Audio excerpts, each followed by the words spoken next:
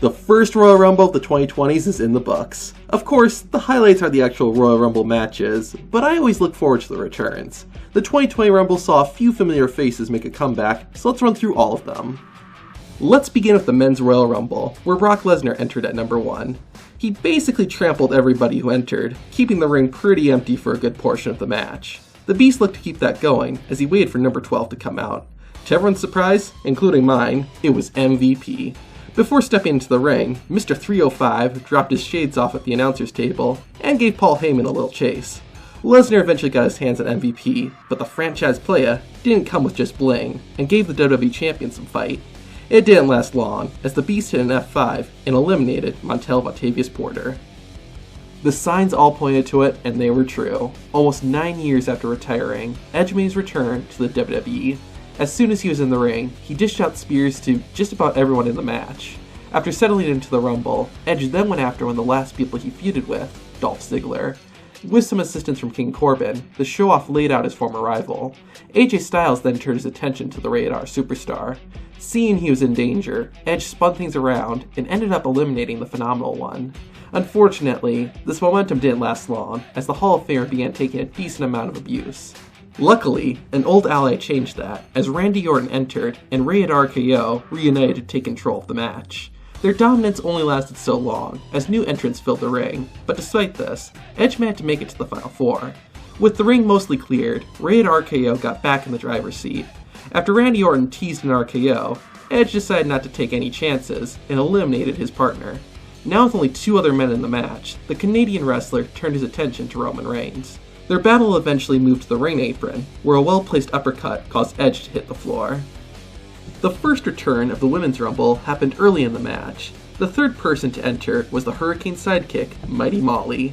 She took down both Alexa Bliss and Bianca Belair until the next entrant, Nikki Cross, came out. With a fourth body in the match, Molly formed a temporary alliance with Belair as they battled the former Women's Tag Team Champions.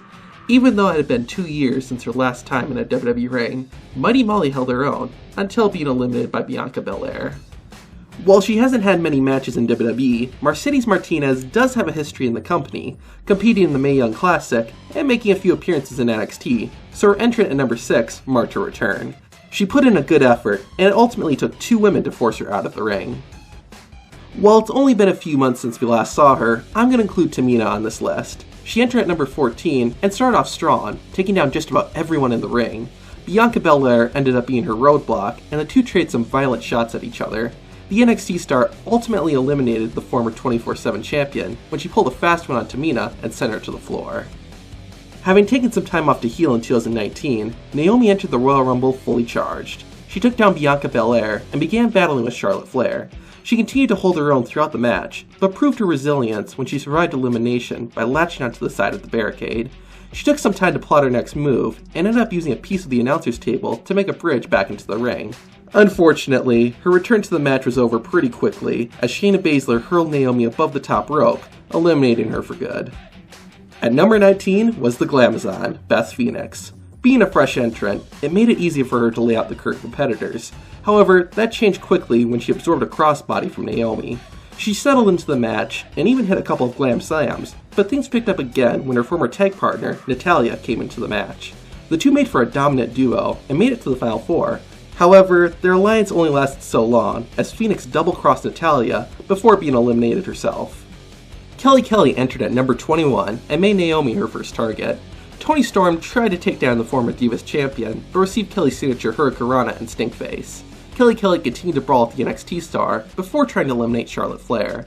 Kelly's plan ended up backfiring, as the Queen got Kelly Kelly onto the apron and decked her with a hard right hand, thus eliminating the PG-era diva. Now here was a shocker. At number 29, Miss WrestleMania herself, Santina Marella, returned.